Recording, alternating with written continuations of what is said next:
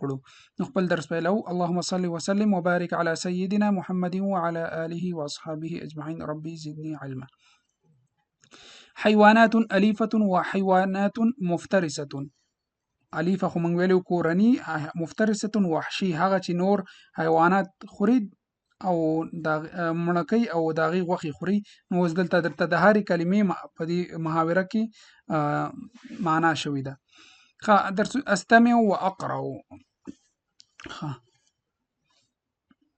لومړی دا زوی ورته وایي قال لنا المعلم. قال اولي لنا مونږ المعلم، معلم یعنی خون کی مونږ ته اولي الاسد حیوان مفترس. الاسد حیوان مفترس. زمری چې دی دا وحشي زناور دی، وحشي زناور دی یا حیوان دی. ما معنى مفترس يا ابي؟ د مفترس معنا څه ده؟ د وحشي معنا څه ده؟ مفترس. ما معنى مفترس؟ پلار ورته وایي هو الذي يصطاد الحيوانات ويأكل لحومها. هو الذي دا هغه حیوان دی یصطادو چې شکار کوي، ښکار کوي الحیوانات نور حیوانات، نور زناور. ويأكل زناور یعنی هغه نور حیوانات چې مړه کوي، مثلا غوا، نور شیان. ويأكل لحومها او د هغې غوښې خوري. چې دی هغه کوم حیوانات مړه کوي هغه ټول حیوانات پکې راځي. نو مفترس هغه حیوان ته وایي یصطادو چې هغه ښکار کوي نور حیوانات. ويأكل لحومها او د هغې غوښې خوري. ښه، دریم ته راځو. وهل هناك حیوانات مفترسة اخرى؟ آیا نور وحشي زناور هم شته؟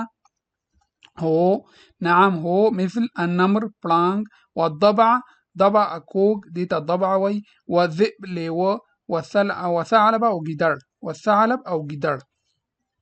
ښه، پنځم ته راځو. دلته بیا دې پوښتنه کوي هل الفيل والزرافة يأكلان لحوم الحيوانات أيضا؟ آیا فیل او زرافه دیته زرافه او زرافه یأکلان لحوم الحيوانات أيضا د نور حیواناتو غوښې هم خوري؟ یعنی فیل او زرافه هم د نور حیواناتو غوښې خوري؟ شپږم ورته وایي لا، هما یأکلان العشب. هما یأکلان العشب. نه، هغوی دواړه عشب بوټي خوري، هغوی بوټي خوري. ومثلهما او د هغې په مثل حمار الوحش. حمار الوحش وحشي خر یا ځنګلي خر. والغزال او هوسۍ، والجاموس او میخه، دی ټول بوټي خوري. نوم وما معنى أليفة يا أبي؟ وما معنى أليفة؟ د أليفي معنی څه ده ای پلاره؟ دا ورته وایي ایو تعيش مع الانسان في المنازل، ای چې هغه ژوند کوي انسانانو سره في المنازل په کورونو کې، او المزرعه یا په مزرعو کروندو کې، مثل الجمل والحمار والقطة. مثل الجمل اوخ، والحمار خر، والقطة پیشو، والكلب سپی، والحصان اسبه، والخروف او پسه. دیتا الیفو یعنی کورنی حیوانات، کورنی حیوانات. ښه، نهم ورته وایي دا ورته وایي انا لا اعرف هذه الحيوانات يا ابي. زه دغه حیوانات دغه زناور زه نه پیژنم ای پلاره.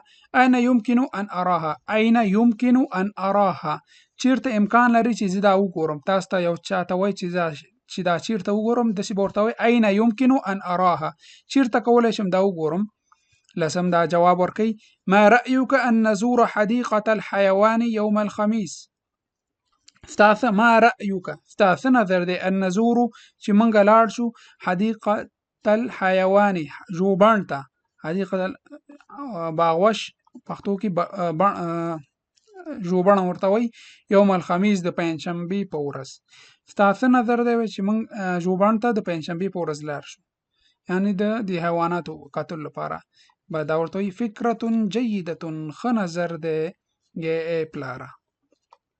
ښه، دلته نوید اقرأ و الاحظ الولم او دا ملاحظه کوم او اکمل او پوره کوم. دا مثالونه زویمه د خانه خالی بیا تاسو کومنټ کړئ، یوټیوب کې کومنټ کړئ. اوس دې کې اوس تاسو پوهیږئ انت شجاع الاسد.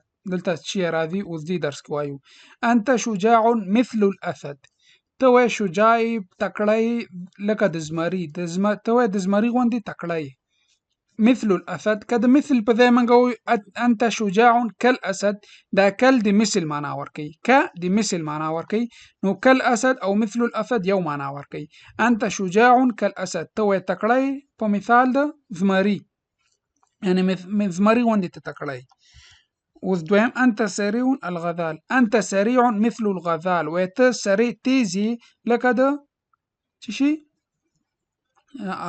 هوسۍ وای ته د هوسۍ په شان تیزی انت سریع كالغزال وای ته تیزی نفس المعنى یعنی همدغه معنا ورکوي وای ته تیزی لکه د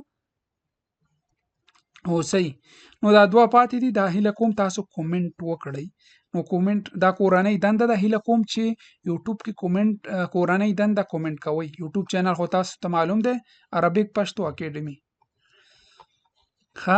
دویم اقرأ الولم انتما شجاعان كالاسد انتما ته تسنیه سو دو اشخاص لپاره مخاطب ته انتما تاسو دواړه شجاع چې تسنیه شي شجاعان کیږي انتما شجاعان تاسو دواړه وای تکړه لکه د زمري كالاسد لکه د زمري هما سريعان كالغزال هغوی دواړه سريعان تیز دي لکه د هوسۍ انتما قویان كالنمر تاسو دواړه وای تکړه كالنمر لکه د پړانګ هما بطيئان كالسلحفات هما بطيئان هغوی سزدي کمزوره دي کمزوره نه سزدي ډیر كالسلحفات لکه د شمشتي پښتو ورته شمشتي وای زیاتره دوستان کومنټ کړو لکه څنګه پښت دلته ورته وای فارسی کې څنګه پښت ورته وای سلحفات او ورو چیزي هما بطيئان كالسلحفات هغوی وای سزدي لکه د څنګه پښت یا شمشتي انسخ دا وای کاپی کومه صرف لیکل هما شجاعان كالاسد لاندې به لیکي هما شجاعان كالاسد هغوی وای تکړه دي لکه د زمري انتما سريعان مثل الغزال تاسو دواړه وای تیزی لکه د هوسۍ صرف لیکل دي اکملو اقرأ د دې نیم زه درته وایم نیم په تاسو دي صحیح ده مثالون ته غوږ ونیسئ نور بیا تاسو کومنټ وکړئ فیسبوک کې اکملو پوره کوم اقرأ او لولم مستعینا بصور چې هغه د تصویرونو سره مناسب وي صاد غزالا دلته تصویر کې تاسو څه ګورئ زمري هوسۍ ښکار کړه نو دلته صاد چیرې دی زمري ته چا وي اسد الاسد غزالا صاد الاسد غزالا و زمري هوسۍ ښکار کړه اوس دویم ته راځي دلته تصویرونو کې چې ګورئ دا کوږ ده پښتو کې بعد کوږ ورته وایي او دا خرس ده دې ته چې وایي ضبع و دب ضبع و ضبع بوایو ضبع و دب حیوانان مفترسان کوږ او خرس داوي دوه وحشي زناور دي هذان ذئبان ذئب مفرد تثنیه دلته غواړي هذان ذئبان وهاتان ظرافتان دلته چې راځي او دلته نسر باز او دلته چې وي وصقر شاهین طائران دا الوتونکي دي څلور ما ویلي او دا درې تاسو وي تقریبا 15 ما ویلي دا درې تاسو هیله کوم کورنۍ دنده ده دا تاسو کومنټ وکړئ دغه وایو نور بس الدرس الثالث دریم درس اقرأ الجملة ثم اكتب مبتدئا بالضمير جمله والولم ثم اكتب او رسته لیکم مبتدئا بالضمير چې په ضمیر سره شروع شوی ابتدای شوی وي انت تزور حديقة الحيوان وتشاهد الحيوانات تو زیارت کوي یعنی زی حدیقة الجوبان ته او حیوانات زناور ګوري انت تشیرا دی انت یو شعر دی انت تزور حديقة الحيوان وتشاهد الحيوانات انتما تثنیه تشیرا دی انتما صرف دغه فرق را دی تزوران انتما تزوران حديقة الحيوان وتشاهد الحيوانات وتشاهدان الحيوانات تشاهدان ذکر تثنیه ده دیتم فکری تزور او تشاهد دا تثنیه کیږي هو مفرد ده هغه یو هو تزور دا یزور کیږي ځکه من ګرامر کې براسي چې هغه ته څه راځي، هغه حروف اتین ورته وایي، الف نون یا ته یا انیت ورته وایي یا اتین ورته وایي، هغه کې بیا تاسو ښه پوهیږئ. هو یزور کیږي، هو یزور. هي مؤنثه ده، هي تزور کیږي. حدیقة الحيوان وتشاهد الحيوانات. هما چې راځي، هما یزوران حدیقة الحيوانات وتشاهدان الحيوانات. دغسې هما مؤنث ته هم همدا راځي. نو زمونږ درس همدې چې پورې بس و. که څه پوښتنه وي بس دی، که څه پوښتنه وي هیله کوم کومنټ وکړئ او